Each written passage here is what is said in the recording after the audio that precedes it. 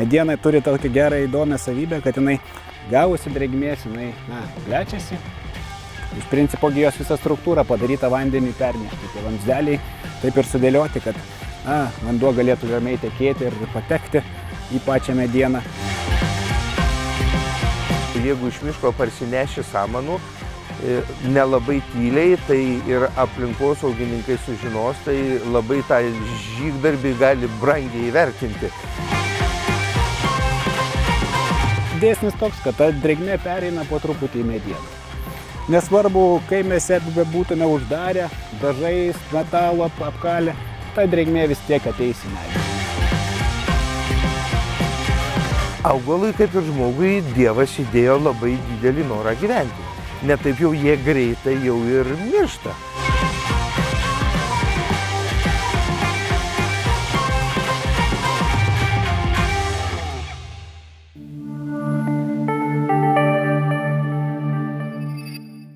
Sveiki! Vilniuje atsirado nauja poilsio erdvė. Anksčiau nenaudotame 5 hektarų plote pagal japoniškas kraštovaizdžio tradicijas suformuotas parkas, kuriame galima gražiai ir maloniai leisti laiką visais metų laikais. Dabar šalia modernių verslo centrų įkurtame parke žydi japoniškos sakuros ir kiti nuostabūs augalai. Jos apžiūrėti galima vaikštant naujai nutiestais takais. Sodas itin pritaikytas šeimoms. Čia įrengta vaikų žaidimo aikštelė, apšvietimas, visų saugumui pasirūpinta ir vaizdo kameromis. Šalia pasivaikščiojimo takų įrengta daugybė suolelių, kitų mažosios architektūros elementų, atsigaivinimui įrengti geriamojo vandens fontanėliai. Mažosios architektūros statiniai projektuoti pagal universalaus dizaino principus. Informaciniai stendai padės atpažinti ir suprasti tradicinio japoniško sodo elementus. Fudži ugnikalnį simbolizuojantį kalnelį, didžiulius akmenis, sausasias upes ir kita. Vis žaliai augalai ir kitos detalės leis šiai vietai būti patraukliai visus 4 metų laikus. 5 hektarų ploto japoniško sodo centre tyvuliuojantį tvenkinį galima apžiūrėti ne tik iš tolo, bet ir vaikštant pontoniniu tiltu. Tiltelė veda pro krioklį, kaskadas, žuvų baseinus ir sausasias upes. Parke įrengtos medienos konstrukcijos buvo padengtos patikima visame pasaulyje žinomo suomiško dažų gamintojo Tikkurila produkcija. Apie dažų technologijas kalbamės su dažų ekspertu Audriumi Dryžu. Taigi, Audriau, japoniškame sode yra iš tiesų nemažai medinių elementų. Ir klausimas, kuris greičiausiai iškilo ir šio sodo projektuotojams ir statytojams, kaip ir kokios priemonės reikėtų parinkti medienos apsaugai lauko sąlygomis, o gal iš visų kartais ir nereikia, kad mediena atrodytų taip, kaip ką tik pastatyta, įrengta ir tarnautų kiek įmanoma ilgiau. Turbūt čia pirmasis uždavinys buvo nuo pačios medienos parinkimo. Taip. Nes čia ta pati mediena iš savęs turi būti pakankamai atspari lauko sąlygom ir čia pagrinde naudotas ąžuolas, kuris natūraliai turi daug tokių gerų savybių ir natūraliai atsparus aplinkos poveikiui. Tačiau aplinka vis tiek mediena savo dėsniais veikia ir pagrindinis tas poveikis tai yra drėgmės poveikis. Taip.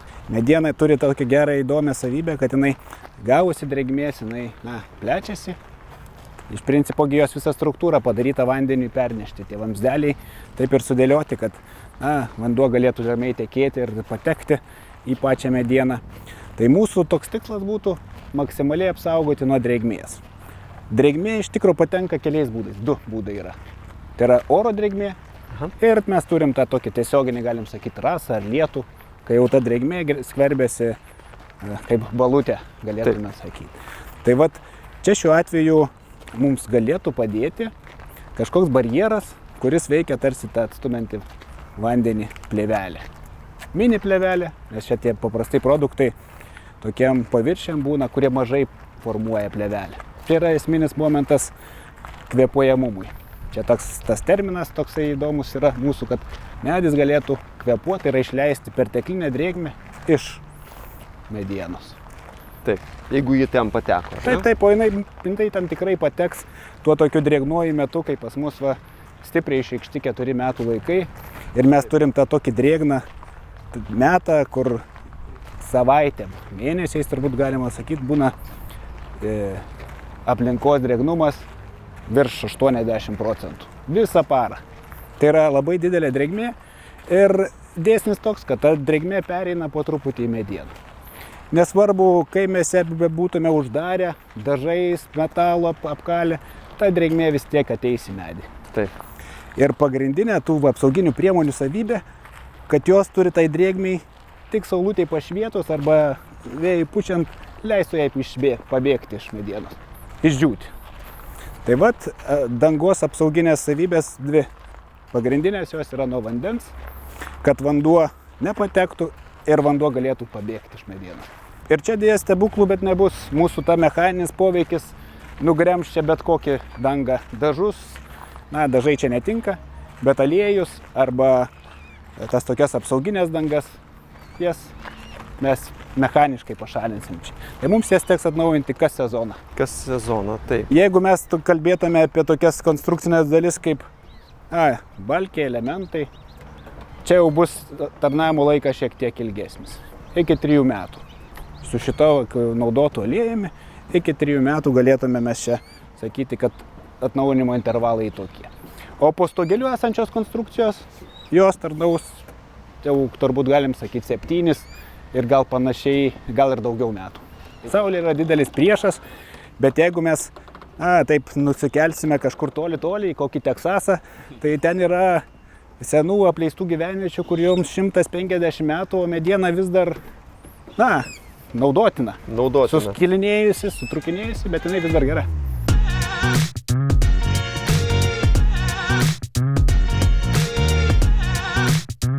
Turbūt daugelis prisimename senuosius parkų suoliukus, kurie būdavo nudažyti aliejiniais dažais, taip vadinamais aliejiniais dažais. Manau, kad tų dažų prigimtis ir jų veikimo principas buvo visiškai kitoks negu jūsų minimos alyvos ir kažkokios dažyvės. Kaip pasikeitė, tarkime, per 10 ar per 20 metų lauke naudojimų medienos apsaugos priemonių sudėtis, jų veiksmingumas, estetinės savybės? Labai stipriai pasikeitė ir čia daugiau mes jau pabėgam nuo tų tradicinių skediklinių produktų. Reikia suprasti, kad skedikliniai produktai didžiąją dalimi išgaunami iš naftos produktų. Rišikliai, aliejai tam tikri, alkidai, viskas iš naftos pramonės gimsta. Šiuolaikinės technologijos tokios, kad mes galim pakeisti šitą dalį su augalinės kilmės medžiagomis. Tai bus kažkokie aliejai, ar kaip čia ekstraktai iš maisto pramonės ar panašiai. Mes nukertam kukurūzus, kukurūzai tampa maistu, bet iš jų galima padaryti labai gerą iš šitų atliekų, tai vadinamų rišiklį. Ir tas rišiklis turi labai gerų savybių. Vienas, neskaitant tų visų švarumo, ekologiškumo, tvarumo savybių, jis turi ir tas savybės, kad jis ir tarnauja tikrai pakankamai gerai ir labai gerai. Visada žmogus turi tą abejonę. Jeigu įrankį galiu išsiplauti su teptuku, po darbo, vadinasi, po lietaus turbūt man nuplaus visą tą mano dangą, aliejų ar dažus irgi lietus. Mitas iš tikrųjų toksai, kad šiuolaikinės technologijos leidžia mums labai lengvai aliejus patalpinti vandenyje. Juos permaišyti ir jisai toks ir išliks homogeniškas. Iš mūsų fizikos mes sumaišėm 2 skysčius, aliejus viršuj, vanduo apačioj. Šiuolaikinės technologijos leidžia su priedais padaryti homogeniškas. Ir privalumai tokie, dirbančiam privalumai, tvarumui privalumai ir mes turim dar gerą tą elementą, kad ir tarnavimo laikas yra geresnis. Tai čia naudota šiuo atveju tikurilos aliejus valti plus wood oil, skirtas medienai, terasoms ir lauko staliaus gaminiams su naujos kartos rišikliu, kuris tarnauja puikiai.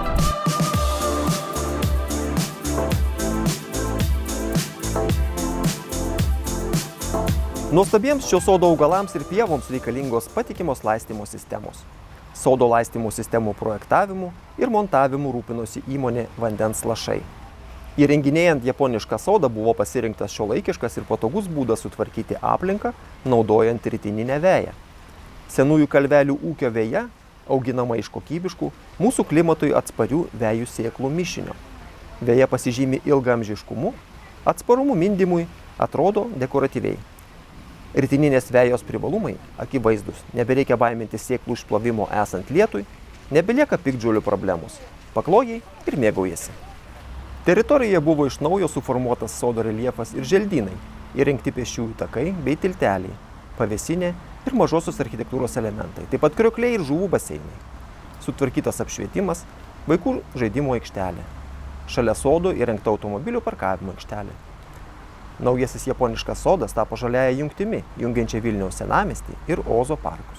Kelionę žaliąja jungtimi į japonišką sodą šiandien galima pradėti Baltojo tilto pievoje, per Linkmenų gatvę pasiekus japonišką sodą vėliau tęsti kelionę per jau daugelio pamėgtą Neries Senvagės parką, o dar toliau laukia ir Ozo parkas. 20 japoniškų vyšnių alėja dalinasi lankytojų dėmesiu su beveik 700 kitų čia pasodintų naujų medžių ir išsaugotais senaisiais brandžiais medžiais. Nauji želdinių masyvai kartu su krūmais kuria jaukias vidinės sodo erdves ir tuo pačiu atskiria nuo intensyvios aplinkinės miesto infrastruktūros, statinių ir gatvių. Apie keriančią šio parko augmeniją kalbiname dekoratyvinių augalų centro Benvita vadovą Benjaminą Jasiūną. Sveiki, Benjaminai! Labą dieną. Malonu, kad sutikote su mumis pabendrauti japoniškame sode. Žinau, kad jūs buvote ta kompanija, kuri atvežė visus čia esančius augalus. Ir jų iš tikrųjų šiame sode yra labai daug ir labai įvairių. Gal galėsite mums trumpai papasakoti, su kokiais iššūkiais pirmiausia susidūrėte? Iššūkiai tai didžiausi buvo tai, kad kai kurių augalų buvo po 20 000, po 17 000, tai viename medelyne tiek surasti buvo problematiška. Pagal projektą reikėjo, kad būtų samanų, tai samanų, kad ir pavyko čia arčiau gauti, jos buvo niekam nepakeliamai brangios. Todėl prisėjo Skandinavijoje ieškoti, ten, kur daug elnių. Jums reikėjo iš tikrųjų pasitelkti visą savo išmonę, kad surasti tokių įvairių augalų kaip hortenzijos ir tam pačiam pasode samanos, taip pat medžiai, galbūt netgi žolė, aš nežinau. Mes tą išmonę telkėm, kaupėm jau daugiau kaip 20 metų. Todėl per tą laiką susipažinom su Olandijos, Vokietijos, Italijos, Lenkijos didžiąja dalimi medelynų, kurie yra jau didesni. Mes nebendraujam su tais, kurie turi 6 ar 10 hektarų, nes mums tai yra per maži, jie negali patiekti kiekių.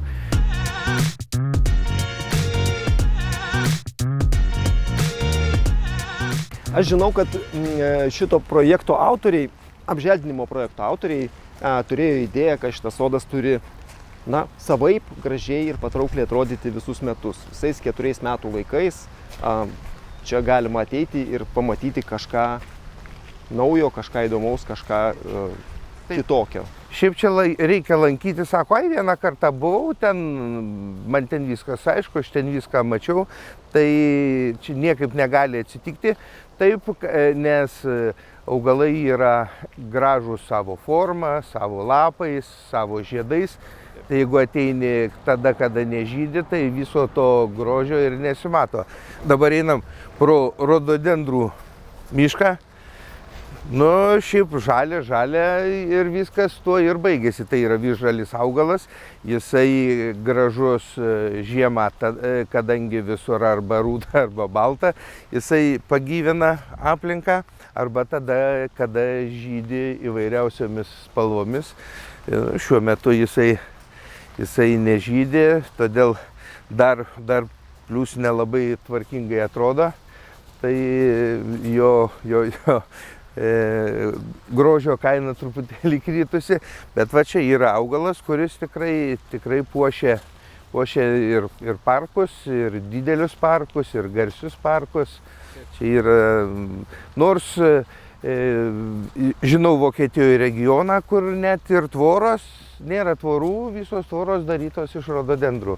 Ir žydi, ir nesimato per jį. Tai jau toks geras augalas. Na, o įgyvendindami šį projektą, ar jūs irgi atsižvelgėte į tai, kad, sakysim, projekte numatytas rododendras gali būti vienokios veislės arba kitokios? Ir ar čia jums jau buvo nurodyta, kokį konkrečiai reikia patiekti? Buvo ir dar yra, bet kol projektas buvo baigtas, architektas, kuris viską sugalvojo, mums griežtai buvo surašyta tokios veislės tiek vienetų, tokios veislės tiek vienetų. Tai ne tik, kad veislės buvo aprašytos, bet ir ūgiai, storiai.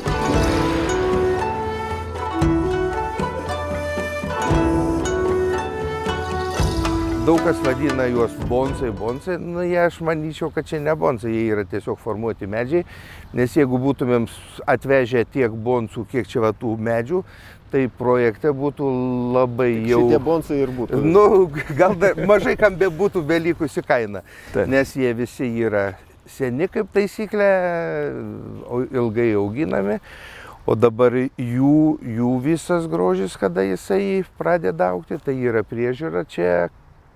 Vyrai irgi turi tvarkingai atrodyti, bet moterys labiausiai, tai ir kirpykla turi būti, ir maistas turi būti, ir nuo ligų, dabar kaip karšta, ir atsigerti, ir nuo ligų, ir nuo kenkėjų turi būti purškiama, ir nuo piktžolių.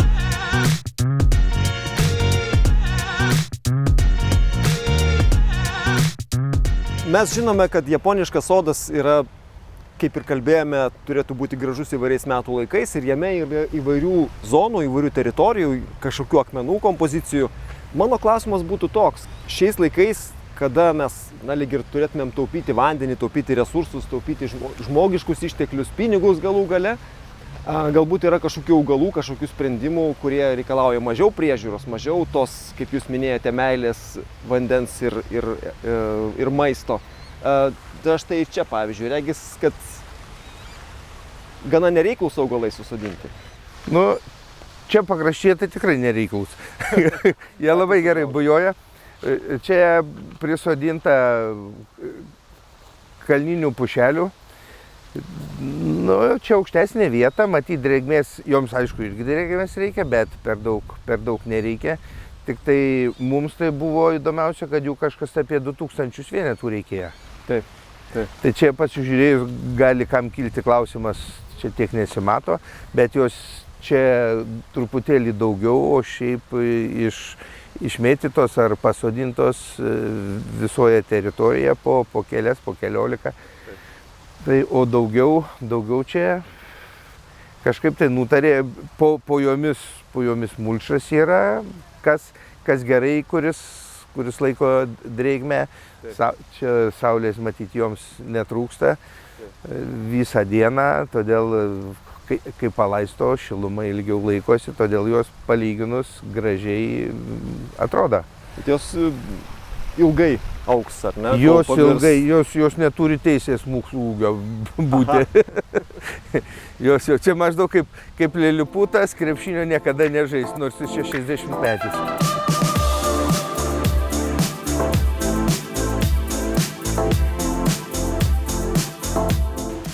Ir žinau, kad šiame sode taip pat buvo sodinamos ir samanos, toks dalykas, kurio lyg ir nereikėtų sodinti, žmonės su jomis kovoja, o japonai su jomis nekovoja. Jeigu iš miško parsineši samanų, nelabai tyliai, tai ir aplinkosaugininkai sužinos, tai labai tą žygdarbį gali brangiai įvertinti. Negalima, jos yra saugomas. Anksčiau dar tarybiniais laikais tai tarp rąstų kišdavo, kadangi antiseptikas, nepūna, sausas buvo, dabar samanų nebegalima nešti iš miško. Iš kur jūs gavote samanas, papasakokite? Mes dalį samanų paveržėm iš Skandinavijos elnių. Tai ten tik suradom, čia aplink jas ten augina. Ne taip, kad eina į mišką kaip spanguolės ar mėlynės renka, jas augina pramoniniu būdu, tik tai tiek, kad nėra jos labai išpopuliarintos tokios, arba mes nelabai žinojom, mums tai buvo samanos, kaip čia dabar samanos, kol patys praprūsom ir kol ieškojom, tai su ašarom akyse. Terminai artėja, o dar neaišku, kur ką gauti. Čia taip atsitiko, negalvojam, kad jų čia taip bus sunku gauti. Vadinasi, samanos, galima sakyti, kaip ir jūsų darbo šiame projekte simbolis, ar ne? Skandinaviškos samanos japoniškame sode Vilniuje, kurios atvežė kompanija iš Panevėžio. Ir štai mes turime tokią aplinką ir tokią erdvę, kurioje tikėtina žmonėms norisi būti visus metų laikus. Kažkaip nesitikėjom, kad tų samanų ne tiek reikės, bet kad bus labai sunku surasti. Paskui samaną suradom, bet atsirėmėm į kainą, nes kosminė kaina mums ten visur siūlė, kur mes jau buvom suradę. Neturėjom teisę sustoti, ieškojom ir suradom Skandinavijoje. Tai vat vežėm laistydami, kad nors jos yra nereiklios. Taip, jeigu blogas oras, sausa, tai jos ten išdžiūvo, paskui pradėjo lyti, jos vėl pradeda gyventi, pradeda bujoti.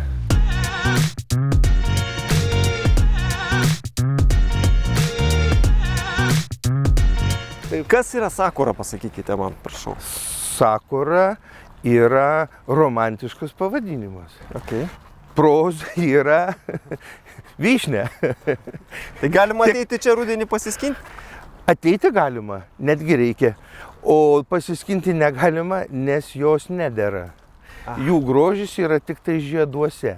Bet sakuros, minėjote, yra nevežtos iš Japonijos. Čia jos augina jau mūsų klimate. Iš Japonijos, jeigu atvežtumėm, dabar neprisimenu, ar 3 mėnesius ar pusę metų turėtumėm jas karantinę laikyti. Nes iš Europos tai dabar jau nebėra to. Dar kai būdavo ankstesni laikai, kol nebuvom europiečiais, tai atsivežus augalus nebuvo galima. Va šiandien atsivežiau ir jais prekiauju. Turėjome mes apsitvėrę teritoriją, kur jie ten turi pabūti. Ten per 3 mėnesius išryškėja, ar jis serga, ar jis neserga. Tai jeigu neserga, medis sveikas, tai tada jį galima į prekybą. O jeigu nesveikas medis, tai reikia jau žiūrėti, gydyti, nes saugo tarnybą, kad Lietuvoje, kaip ir bulvių negalima vežioti, negali bet kas vežti, netgi maišo bulvių. Taip. Mes važiavom, sustabdė, sako, ką vežat medžius, gerai, bulvių neturit, tai gerai važiuokit. O su statybininkais labai sunku, jie nežiūri į gamtos kalendorių. Mes čia iškasėm skardį, padarėm, reikia sodinti. Ir nesvarbu, tai čia visi augalai yra išaknydyti, kad išaknydyti augalai turi didesnį pateikimumą, negu kad šiandien iškasiai, ten apmetė šlapiais šiaudais ar dar kažko, tai atvežiai pasodinai. Čia yra jau didelė rizika. Bet jeigu tas ąžuolas, bet kuris medis, yra įsodintas į vazoną, tai jisai jau išleidžia naujas šaknis ir jį perkelus į gruntą, jis jau, kaip aš sakau, pasodinkit naktį, jis nematys, kad net persodinot jį. Man kyla klausimas tada, aš atsimenu, kad kai kurios augalus sako, štai giriasi, kad štai šitas augalas užaugintas vazone, jis geriau prigis. O kiti sako, ne, šitas augalas iškastas tiesiai iš grunto, jis geriau prigis. Tai jūs sakote, kad iš vazono vis dėlto yra geriau? Vazonas augalui, ten, jeigu tokiam nelabai dideliem, tai sakau, kaip tarybiniais laikais, kaip silkiai laikraštis. Parduotuvė iš statinės su šakutė įdėjo ant laikraščio, susuko. Bet su laikraščiu nevalgo. Bet su laikraščiu nevalgo. Tai čia irgi, jeigu jį pasodinai į vazoną, metus laiko prabuvo, sekantiem metam tu turi jau persodinti, nes vis tiek augalas visada sekančiais metais būna gražesnis negu šiemet pasodintas. Nebent jisai buvo trumpą laiką tam vazone, nes jeigu ilgai nepersodinant augalo iš vazono, tai dingsta visos žemės, jis ten tik tai vandeniu tebūna gyvas ir trąšomis.